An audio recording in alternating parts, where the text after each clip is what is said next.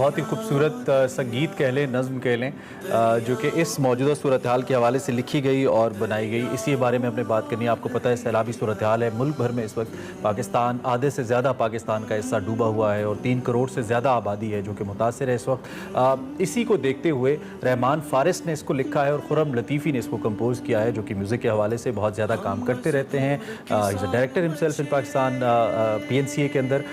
उनके साथ जो इसके कंपोज़र हैं, अरेंजर हैं इनफैक्ट, शहरी बख्श, वो भी मौजूद हैं। हम इन दोनों शख्सियात से बात करते हैं कि इसके पीछे क्या कॉन्सेप्ट है, क्योंकि एक कॉन्वर्सेशन है जो कि मुतासरा एक फ़र्द की है उस दरिया के साथ जिसके साथ उसका रिस्क और उसकी ज़िंदगी वाबस्ता है। सो हम खुरम से इस हवाले से बात करते हैं। Khurram, thank you very much for joining us. शहरी भी आपके साथ है, आप दोनों का बहुत शुक्रिया, आपने हमें ज्वाइन किया। सबसे पहले तो हम इस कॉन्सेप्ट के बारे में आपसे पूछेंगे।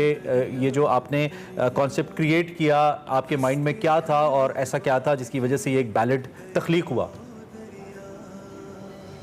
अस्सलाम वालेकुम। जो सिचुएशन है वो तो सब देख रहे थे कि कितनी दर्दनाक सिचुएशन है और सब इदारे, सब लोग अपने अपने तौर पे मदद कर रहे हैं, हेल्प कर रहे हैं। तो एक आर्टिस्ट होने के नाते हमारा फ़र्ज़ है कि हम बहुत डायरेक्ट मैसेज नहीं बल्कि इनडायरेक्ट मैसेज, ऐसा इनडायरेक्ट मैसेज दें कि जो लोगों को ये एहसास दिलाए कि यार हमें उठ के कुछ करना चाहिए, वो सिचुएशन की इंटेंसिटी को समझा सके और लोगों के अंदर कहीं एक फीलिंग, जो देर पा फीलिंग हो, वो उभार सके कि हमें कुछ करना चाहिए। तो वैसे बहुत तरीके हैं, डायरेक्ट तरीके हैं कि आप कहें कि हम डूब गए, हम मारे गए, लेकिन एक इनडायरेक्ट तरीका है जो हमेशा बहुत असर रखता है और देर पा होता है। तो फिर इस तरह से एक आइडिया आया कि चूँकि दरिया जो है वो हमारे साउथ पंजाब में, बल्कि अगर आप स्कर्दू से शुरू करें तो जहाँ जहाँ से इंडस रिवर बहता है और फिर वो सिंध के आखिर तक, जहाँ तक वो समंदर में मिल जाता है, तो वहाँ तक जो है वो दरिया के साथ बड़ा रिलेशनशिप है लोगों का, बड़ा सेक्रेट किस्म का रिलेशन है, बड़ा मुकद्दस रिलेशन है, बड़ा इमोशनल रिलेशन है, जैसे कोई बाप हो, जैसे कोई बड़ा हो, जैसे कोई घर का फ़र्द हो।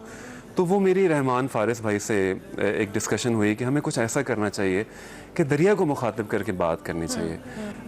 कुछ लोग समझते हैं कि हमने उसमें गिला शिकवा किया है, लेकिन असल में गिला शिकवा नहीं है, बल्कि ये दुख सुख है कि जैसे आप अपने घर वालों से बयान करते हैं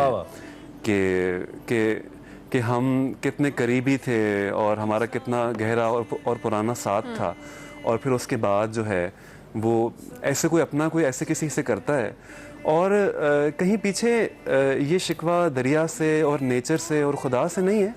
असल में तो ये एक इशारा है सिस्टम की तरफ और इंतज़ामात की तरफ।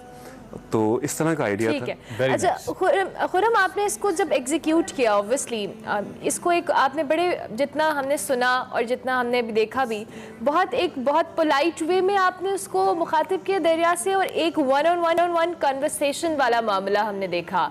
इसकी अरेंजमेंट को लेकर, इसको पोर्ट्रे करने के अंदर जो एक माइंडसेट था, वो भी थोड़ा एक्सप्लेन करें। बस जितना तजुर्बा मुझे हुआ इस फील्ड में, तो यही सीखा है कि जितनी इनडायरेक्ट और जितनी आराम से और धीमी बात कही जाएगी, उतनी वो असर रखेगी।